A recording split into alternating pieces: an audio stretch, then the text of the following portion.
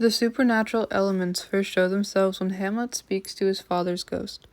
It is one of the most important scenes in the play since it sets the tragic whirlwind of emotion and death that follows soon after. The text also helps show Hamlet's relationship with his beloved father.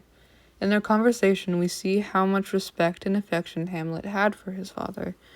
I have a similar situation with my great-grandmother. She obviously never spoke to me as a ghost. However, the things that she taught me have stuck with me whether she be dead or alive. In less of a familial sense and sticking to the supernatural, I heavily believe in the supernatural. I even believe I've seen some as a child. Before Hamlet's confrontation with the ghost, he is grieving his father, at this point unaware that he was murdered. Once the ghost appears, you can see that Hamlet finds stability and comfort in his father. When my grandmother passed, I was devastated, and as stated, she didn't come to me as a ghost, but I was able to sit one last time alone with her box of ashes and have one last conversation, even though there was no response from her end. I found a form of comfort and relief in doing so, not being able to say goodbye properly before then. The ghost of Hamlet's father introduces the idea of death and its consequences. My great-grandmother was ill with cancer, so I had time to accept it beforehand, unlike Hamlet. However, it wasn't the first death I'd witnessed. Death was introduced to me during the passing of my aunt. Suicide being an underlying part in Hamlet's death theme, that is how it was introduced to me. A spontaneous, tragic death in the family of my aunt, who I was compared to my whole life. She was also only 8 years older than I was. I have dealt with many forms of death, including those of pets. Just as in Hamlet, there are many deaths, including suicides and murder. Now, Hamlet found out that his father was murdered and wanted badly to avenge him. My great-grandmother wasn't murdered, so I couldn't do the same, though she was the one who had taught me to paint and play piano. Before she passed, she had told my family that I was to get her piano and her art supplies so that she can continue to help and teach me. It was also meant as an unspoken promise that I wouldn't stop practicing. I would spend hours over at her house, and she would teach me something new every time.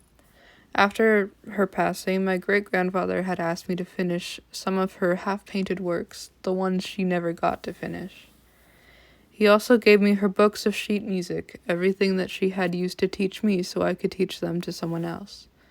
It is my way to avenge her and to keep her legacy alive, while Hamlet's is to kill Claudius for the murder of his father. Hamlet in Act 4, Scene 3, he talks about his views on the human life cycle. Quote, "At supper, not where he eats, but where he is eaten, a certain convocation of political worms are eaten at him. Your worm is your only emperor for diet. We fat all creatures else to fat us, and we fat ourselves for maggots. Your fat king and your lean beggar is but variable service, 2 dishes, but to 1 table. That's the end." End quote.